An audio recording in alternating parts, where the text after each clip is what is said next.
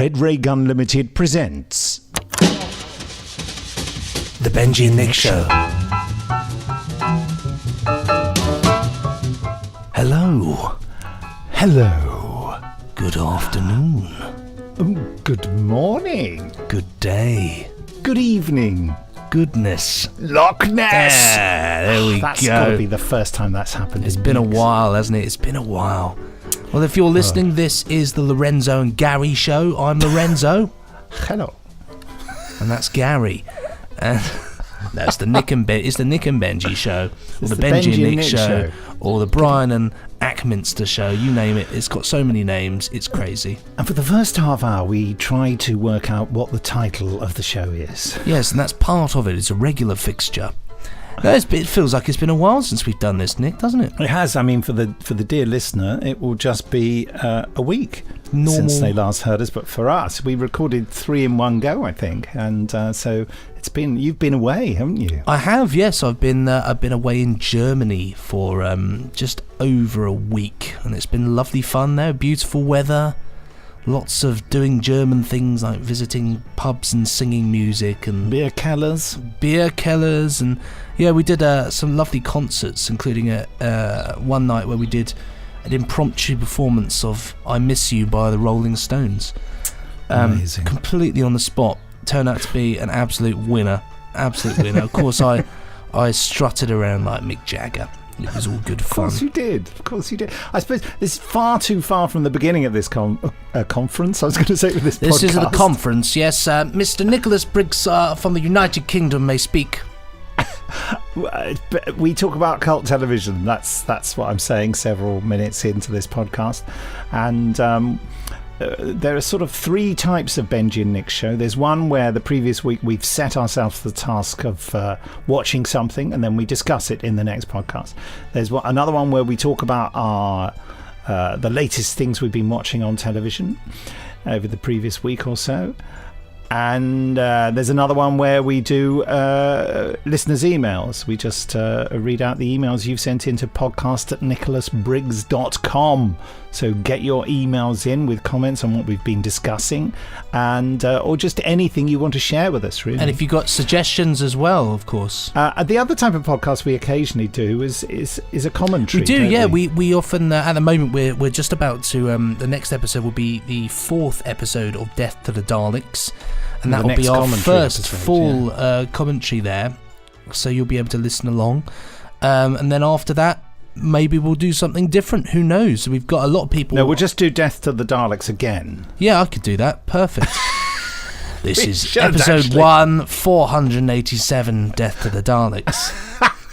Just keep doing the commentary every week for Death to the Daleks. Every week say the same things. Oh yeah, and this is the bit with the rock. Yep, there it goes. It's fallen down. You've got a nice little washing up glove hands. That's John Pertwee's jacket from The Green Death. Yes, wasn't in The Green Death. Let's do a Google. But no, get your recommendations in for what we do a commentary on next. We've had a few people asking us to do lots of different things as well and talk about films. Which we did a bit. We talked about the Doctor Who movies, didn't we? Yeah, I suppose we have, yes. Aye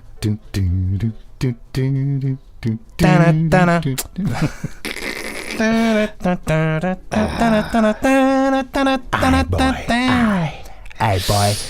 But on this particular edition of the Benji and Nick Show, we are talking tripods. That's right, the tripods, the 1980s. I am a talking tripod. I am a talking tripod from the planet Tripe. This is one of those ones we've touched on it before. It was something that I wanted to do an episode on. Nick hasn't seen it probably since it came out. And so it'd be interesting to hear. Well, I already know what he thinks because he messaged me to tell me. But it's an interesting one, and I'm so thoroughly passionate about this show. Perhaps overly passionate, I don't know. But yeah, it's based on a series of books, isn't it? It is, yes, correct. By I was going to say Martin Freeman, but it's not. John Christopher. John Christopher. And he did 3. That's not his real name, is it? I assume not. No, He had to disguise his name out of shame. Christopher Samuel Eude. And he did 3 books: The White Mountains, The City of Golden Lead, and The Pool of Fire. And then later on in the 80s, presumably after the TV series came, he did another called When the Tripods Came. So actually, none of them, they weren't called the Tripods at all. No. In the original thing. But it's, to sum up the story, it's about an alternative future where it's almost like medieval sort of England in a way. Everything's gone back to basics, and instead of cars, there's horses and carriages, and no modern technology at all, except for these huge, vast machines, these tripods that look over the population and rule the land. And it's all about a group of young boys who don't want to be capped. Now, capping is how the tripods suppress the population. They put a big implant on the brain that stops you questioning and stops you from disobeying orders. And to be honest, it just makes people relatively chilled out. I don't know why they're that bothered about it. But it's all about them just wanting to escape. Yeah, I mean, forget it. It's great. Capping. It's great. Why not? You know, I got capped today, but I'm really happy. Yeah, I can see. They've shaved all your hair off, haven't they? This is why I sort of lean forward and you see it on my head in that dramatic way they did in the series. You take off the hat. So good. So it's all about them trying to venture to the White Mountains, where men are free. The free men and human beings can think without the aid of a cap. Exactly. Free to be unhappy. Free to be unhappy and question everything and realise the world ain't that nice. But yeah, so the series was, I think it was 1984, maybe. They showed it in the Doctor Who slot. They did show it in the Doctor Who slot. This is where Nick's anger comes through. I mean, look, I love the basis of the story, that aliens have invaded Earth. Aliens ripped off from War of the Worlds and somehow, inexplicably, escaping legal action from the H.G. Wells estate, which to this day I still don't understand. I mean, H.G. Wells is out of copyright now, but it was well in copyright then, and he basically stole the idea from H.G. Wells of enormous alien war machines on 3 legs, tripods. And he even admits it. There's a documentary on the DVD box set where the author, who I don't know whether he's still with us, but he certainly was then, not with me in the room, I mean, talks about how he probably did steal the idea from H.G. Wells. He doesn't really know. I thought, oh, come off it. Come off it. It's the most famous science fiction novel in the world. And you just, oh yeah, the idea of huge alien war machines on 3 days. I think I might have got it from War of the Worlds. Really? Really? Did you? Really think so? Wow, that's incredible that you think you might have done that. I just don't know how he didn't get sued. Anyway, and so it's the scenario after they've invaded, if they hadn't been defeated by the common cold or whatever, microbes. And they have reduced the human race to the level of subsistence. And that's why they appear to be medieval. And yeah, and what is it, Benji, that they want from the human race? Why haven't they just wiped us out? What do the human race do for them? They serve the tripods, I suppose. They're a highly advanced species, highly mechanized, highly computerized. Why do they need messy human beings to come into their city, which is what happens in the second series, and serve them and age 50 years in 2 years? What is the purpose of that? I think their idea is that they want to create an ideal world for them to leave their machines, because at the moment they can only survive in their cities in weird sort of toxic tanks. I think their idea is... So they want to convert the Earth into a sort of toxic I believe planet. that's the big plan, is to convert the Earth, but they need the human beings to harvest the resources and aid them in order to do it. Yeah, which is why they serve the tripods. Why do they need the human beings to do that? Well, because I suppose they're pretty rubbish creatures without their machines. But their city, is amazing with these sort of really weird flying things going round. I mean, it looks like almost anything would be possible with their technology. I mean, presumably they travelled, through interstellar space They've, mastered travelling faster than the speed of light. Their travelling weird, technology like flying diamonds, don't they? I don't get why they need the human race and why they've done this thing of reducing the human race to subsistence level and controlling the population. Controlling them to do what? That is of any use to them? I mean, just having servants look after them. I mean, I'd buy all this if, like, say, the Daleks, they were cruel. But they're not cruel. They're just kind of, when you meet them in the city, they're sort of fairly affable, monocular, ghastly-looking creatures, aren't they? Animatronically. It's true, puppeteered. and that is the fatal flaw for me about this series, is that, and which is why I'm desperately, I love the first series of the Tripod so much, but I'm not that keen on the second series because I found the big reveal of what's inside the tripods to be underwhelming and slightly ridiculous, actually. The Masters. What you mean in sort of production value? Well, both. In both, I think they looked ridiculous, but also, I think you're right. They're very, they talk like this, and they're very fine, and we just want to question and talk and have a nice time. When really, what you want them to be is a real bunch of horrible, nasty, oppressive creatures. You want a reason to hate they're sort of these. like the Romans, aren't they? They sort of want to make friends with their servants and integrate them into their society somehow. But being in the city of gold, or whatever it's called, somehow reduces human lifespan. So the bloke from Love Thy Neighbour, Jacko, who always used to say "I'll have half," and also got thrown down the mine shaft in Daleks Invasion Earth 2150 AD. He's the old servant, the predecessor of the main character. Who's the main character? Will. Will Parker, the Scouser, who's played by John Shackley. Yeah, who is terrible and charmless and has had a charisma bypass. He is an attractive young man. That is about the only positive thing I can say about him. And the fact that none of his family are from Liverpool, I don't know why he has a Liverpool accent. And they live in some rural village, and he's The answer is, of course, that the actor couldn't do anything about that because he's not good enough. I would say the thing about... I'd buy it if the rest of the family were Scousers. The thing is that I think they all kind of give it a good go, and that's what I appreciate here, is that the young actors, they give it a good whack, and pretty much none of them went on to have an acting career. No, there's a big interview on the Cult of the Tripods program, which is an excellent program about the tripods, which is on the DVD box set. It's really interesting. It's great. The Cult of the Tripods, much more interesting than the program. That guy, what's the name of the character he played? He's now a lorry driver. Oh, so that is what's his name? Very memorable. No, I know it. I could say he that. He talks like that in the program. He's sort of, because he's the hero in the third. From the tripod. In the third book, he is the big hero. There's Will Beanpole and Henry, who takes the name Henry Parker, even though he's. And he would have been the hero if they'd made another series. Well, that there is the reason why it was all cancelled, wasn't it? Because they thought, we can't do a series with him in the lead. He actually, I'll tell you one thing though, in all of their defence, as time goes on, they're making this, they all do get better.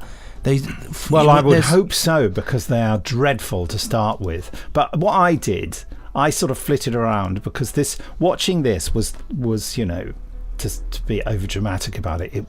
I was like putting needles in my eyes.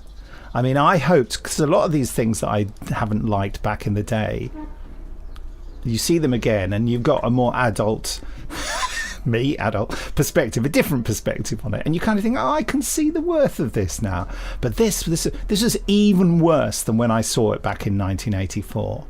It was even more boring and even more incompetent, and the central concept doesn't make sense.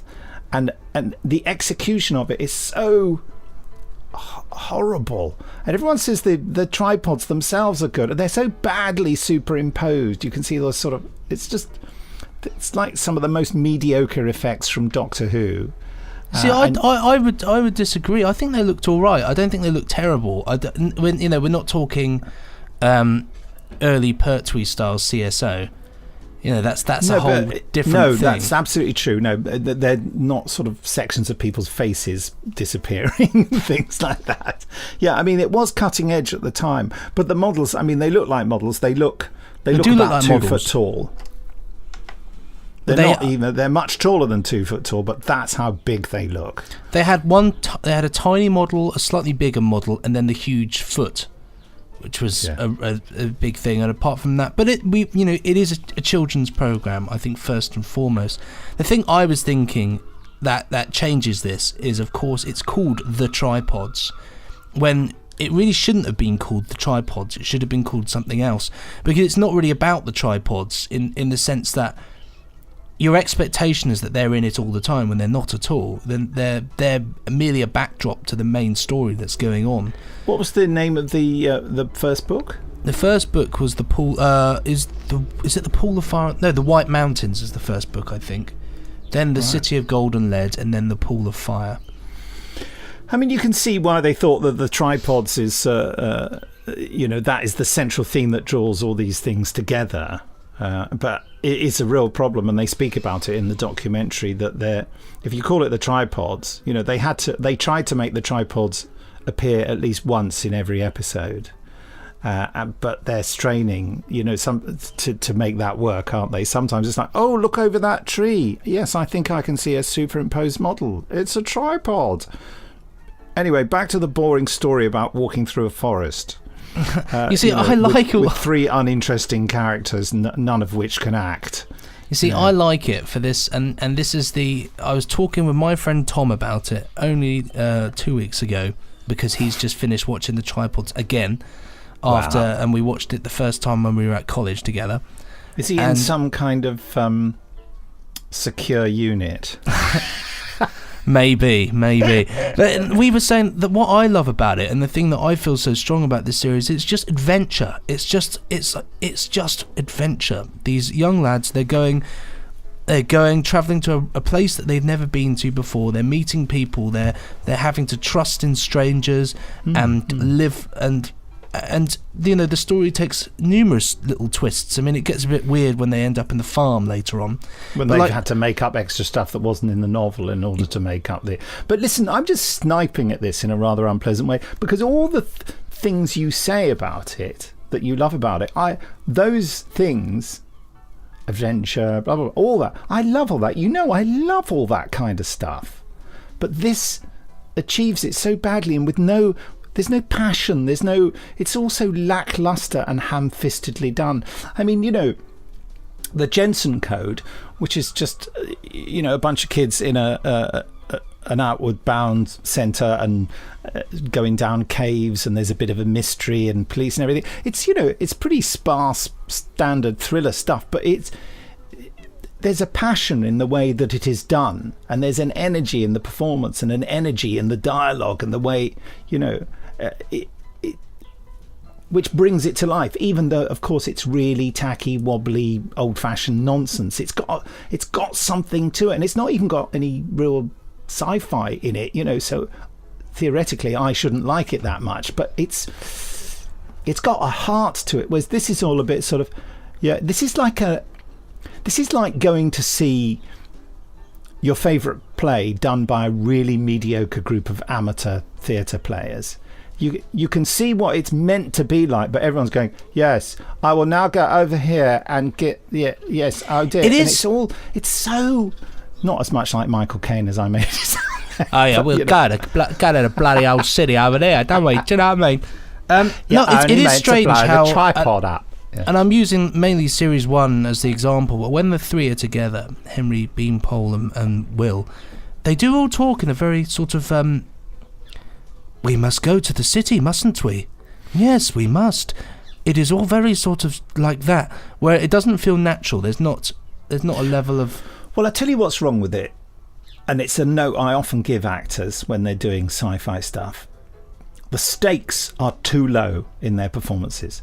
Their level of fear and irritation and tension is at the level of, oh dear, we're going to miss the train, or there aren't my favourite brand of tomatoes at Tesco's this week. It's all a little bit, it's not like we might die, our whole species has been taken over and ruled by aliens. You know, it has to be a much higher level of you have to see people in a lot more distress and a lot more sort of that kind of post-traumatic shock thing that happens to people when they're in situations like this, when trivial boring things can still happen, but laid against the backdrop of this Holocaust which has occurred, the near annihilation of the human race and their consequent insidious subjugation. That's all fantastic stuff, even though I still don't know why the tripods have done this, but there's a lot of science fiction like that, so I'm just nitpicking, and yet they're all going yes. And even when they're trapped in that boat and they can see the guy they need to see in episode 3 or something, I did flick through a few episodes. Captain Curtis, when they're knocking on the window, of the boat to try and attract his attention, they're kind of going, oh, quit, help, come here. Whether they should be going, help, what are these people going to do to us? We're going to be killed in here. There's no, they're at level 4 when they should be at level 9 or 10. It's true. It's true. And that's what kills me about this the whole time, because there's so much potential for it to be all those things you feel it is, and it just doesn't attain it. It's just sort of goes, bleh. It's like water flowing out of a hose and you expect it to come out at full pressure, and it sort of just dribbles out and just goes straight onto the ground rather than up the wall. I mean, what a weird analogy. I do agree with you. I totally do agree with you. I think for me though, it's just something it resonated with me when I saw it, and I find it ever so. I think I accept its flaws because I like it so much, because it's a mixture of different things, like all the music, the setting. I'm a big sucker for that sort of medieval-esque sort of setting, and so like I loved all the sequence inside the bar when they're sitting there, and those blokes come over and start questioning them what they're doing there, and they get in a big fight. I like that because it's sort of those sort of scenarios. It's adventure and it's high, but I do agree. I love all that stuff, but I think if it had been done well, and none of it's done well. I think also, I mean, a really unfair criticism, and many people listening have been thinking, well, they've all been unfair so far, Nick, is the way it's shot. It's shot on video. They couldn't afford to make it on film.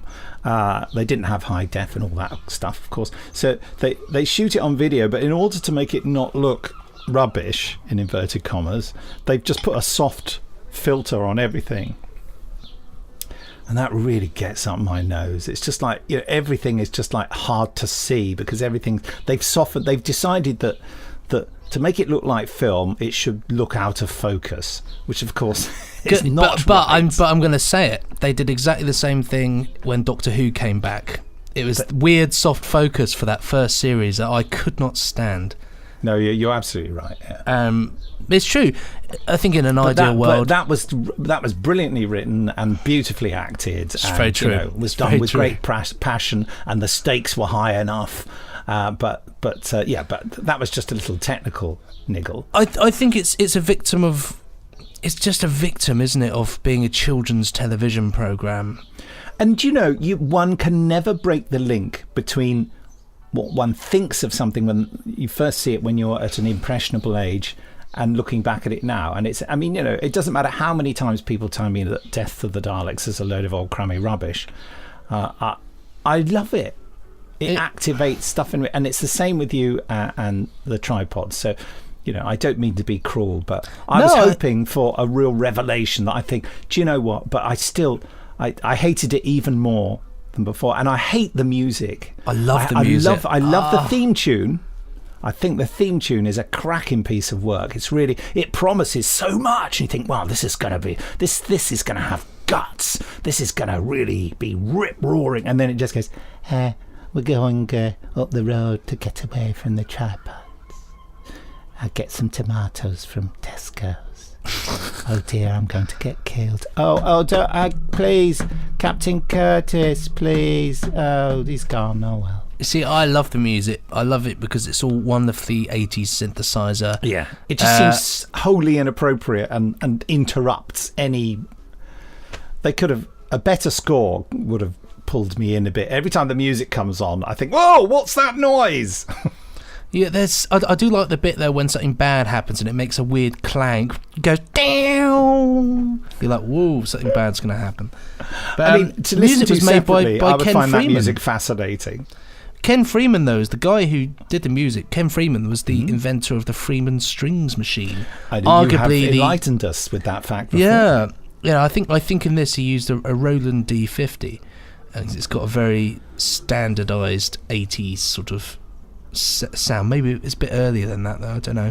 I think the music's too jolly. Sometimes when there's dangerous things happening and the music's a bit sort of yip-a-doo-ba-ba-ba-boo, and you think, no, give me the fear, give me the terror. But as you say, children's television, they probably thought, let's not scare the kids. But I think that's where it all goes wrong. I think it needed to be a bit more mature in its approach. Like you say, up the risk, up the danger in the music as well, up that risk and make it a bit more, because there's a lot you can do, and I can see that the potential is there for it to be really powerful because of the theme music. When you hear the on the Blu-ray, on the DVD, they've got the score for the third one that was never, you know, and that does actually push it a little bit, and they go a bit more into the darker stuff because they can. I haven't listened to that yet, and I may never listen to it. But ultimately, the way it stands now is really ruining Benji's day, folks. Is that Disney own the rights to it now? They were going to do something with it. I believe the one big change that people were interested by, I suppose, is that they wanted to make Beanpole a girl, change it around a bit, which probably makes a bit of sense given the fact just that a good actor would have done me. Well, you know, I think there are still plans to make a film of it, so maybe Disney were worried about being sued by the H.G. Wells estate, which wouldn't be an issue now. It's very, very possible. I mean, I would like to see some form of a new version because I like it. Yeah, me too. And I think it could be really lovely, you know. And it's and also I would love to see it come full circle because I think it finished in the end of series 2, and it was the ending was really. You'll laugh because you'll find it amusing, but I always found it sad because he said, you know, has it all been for nothing? And it's never resolved, and it's really sad because you've travelled across Europe with these characters, and you've gone into the city with them. You come out, and that's it. And it just. But I mean, ultimately it must have been cancelled because people with good taste and sense watched it and thought, this is just awful. And we can't carry on making this mediocre nonsense. Well, I think it's that series 2 has the big problem in that it starts off really great. You have great fun with, you know, Fritz rubbing up Will in the wrong way and really getting on his nerves. And it's when you go into the city and you're wowed for the first episode, and then you're bored completely to tears once you get in there because it's just all talking and walking and people scuttling around in funny little outfits. But then they get out and it gets good again because things are happening and it's interesting. And I think I'm not surprised that Series 2 didn't have the success because once you get over, they've got a great model city, this is amazing. You're stuck there feeling... It was an amazing effect of its time, wasn't it? Real cutting edge, a huge model. You know, what they really should have done is played upon that and just had more sets, more things going on, more action inside the city. You know, why not have a group of rebels inside the city? Why not have something going on? Give it a reason. So, I've not read the original book, so I don't know. I mean, I do think it probably needs a more radical adaptation. And doing, say, the first book as maybe they should do all 3 books as a movie, just one movie. You know, and tell the story really quickly. I don't know. I don't know exactly what's in the books, but I can see the basis of an amazing story that is the kind of thing that I would love to work on. I would just and it's very arrogant of me to say this, but I'm just saying it in terms of what I observed. I think it's been very badly adapted, very badly directed, and very badly acted. I just think, you know, and I would say, not to be horrible about a lovely man who's passed away, Chris Barry, who's directed a lot of it. I've seen Chris Barry direct when he directed Downtime, and he says nothing to actors. He said he's that kind of old school BBC director who was just worried about where the cameras were, and he'd go, yeah, I think you should run up there and look a bit excited. And I thought, you haven't those boys could have been better directed. Someone should have given them a bit of a rocket and said, come on guys, this is like life or death. This is not going down to the shops. And that is not done. And there's a lot of bad casting as well. I mean, there's a guy who turns up in the second series who I thought, is that the bloke from the Quatermass Experiment movie who gets infected, who plays Victor Caroon? And it is. And he's a guy who spent a lot of his time in movies playing monsters and not saying much. And you realise why, because when he does say something, it's completely unconvincing. You know what I mean? He's the head of the settlement. That bloke. I know the exact one. He's terrible, isn't he?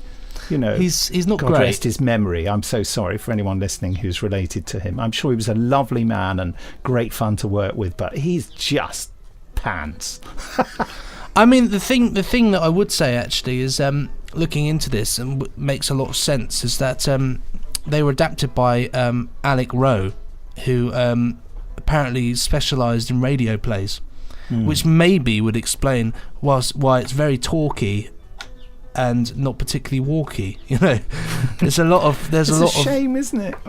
It's I would agree with you that it could have been better, definitely, but I would say nothing can take that enthusiasm away from you, though. Nothing can take it away. I'll give it a 4 out of 5 because I acknowledge its flaws, but the 4 stands strong because I love it, and I always will do. It's comfort TV. I can watch it a million times, and I will love every second of it.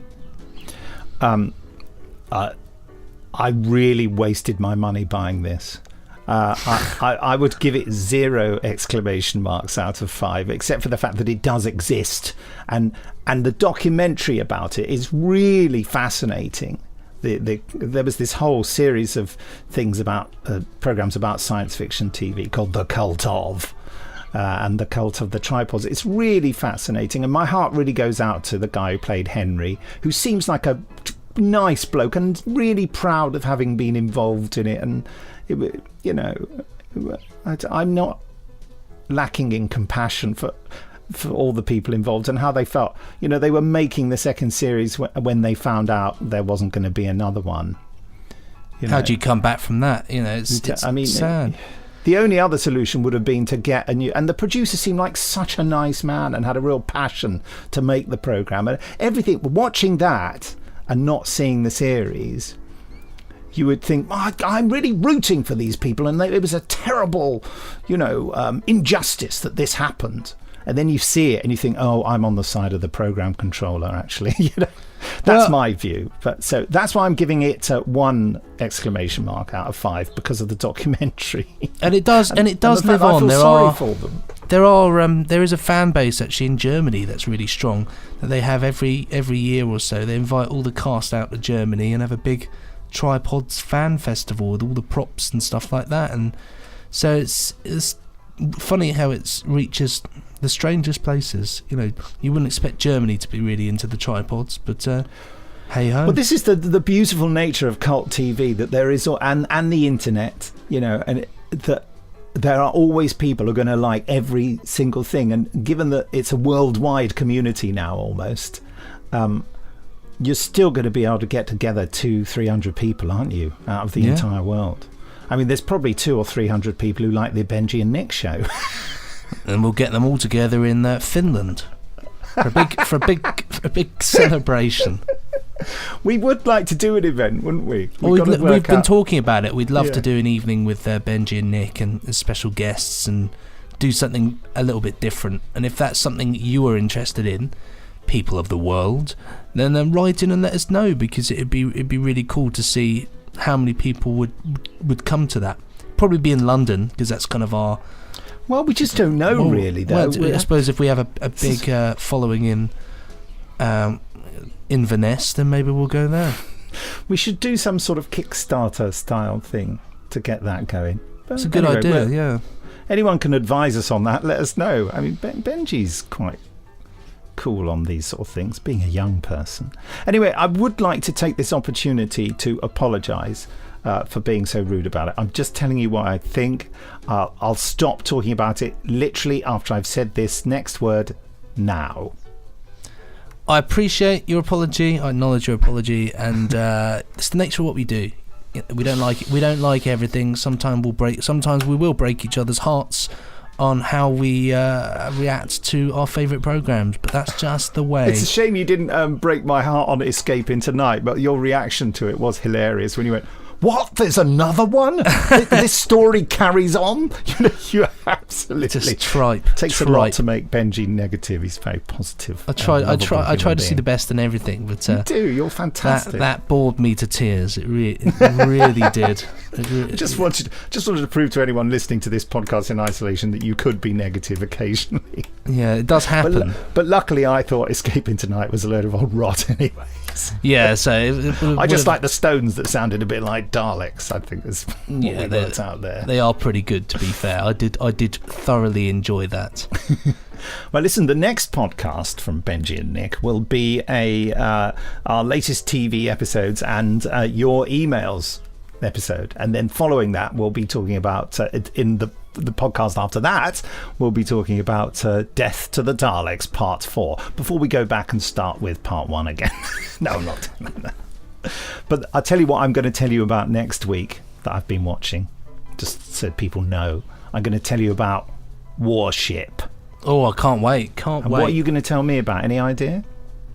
I've not done a lot of watching because I've been away, so the only thing I've watched is when I came back, I watched the first episode of Trust Me. That's all I've watched. Okay. I haven't watched anything else. Just a lot of weird German television, really. Very strange stuff going on in Europe. There's something like some crazy guy in a red costume. It was like a furry red Mr. Blobby dancing around.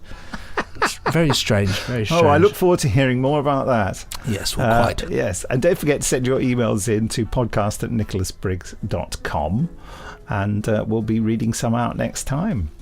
I won't keep apologising.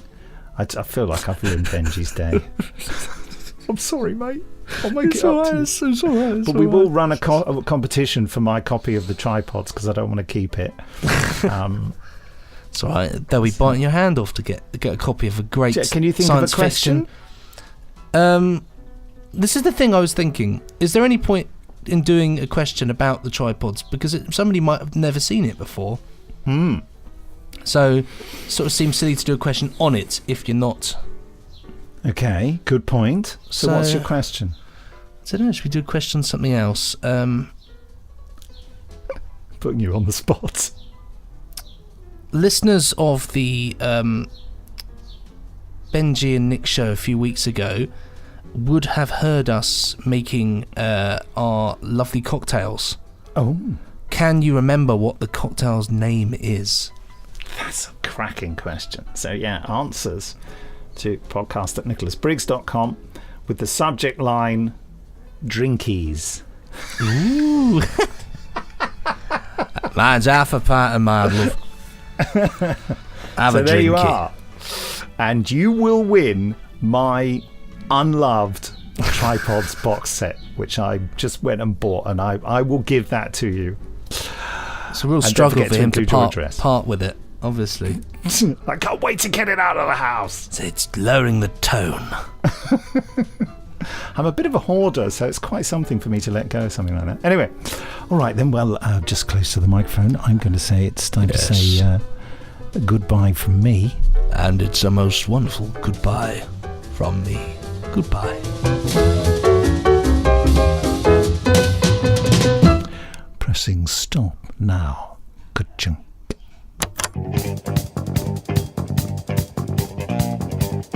Playboy Spies and Private Eyes, inspired by ITC, is an anthology book written by many writers who each explain their love of an ITC action-adventure show and how the show has touched their lives. Shows include The Prisoner, The Saint, The Persuaders, Department S, The Invisible Man, and many more. The book was published in 2017 and is in aid of the Born Free Foundation. Born Free! Born free, being born. To win a copy of the book, email podcast@nicholasbriggs.com with the answer to the following question. Which of the following shows is not NOT in capitals an ITC show? Danger Man, The Avengers, The Adventurer, The Champions. Please note, anyone who enters the competition but doesn't win can have a 50% discount when they buy the book from Coit Media Limited website. Coit is spelled Quoit. So there. All entrants will be emailed an exclusive Benji and Nick show link to purchase at this discount. That's pretty good, isn't it? The closing date, which is we didn't tell you last time we mentioned it, is Friday the 17th of May, so you've still got plenty of time.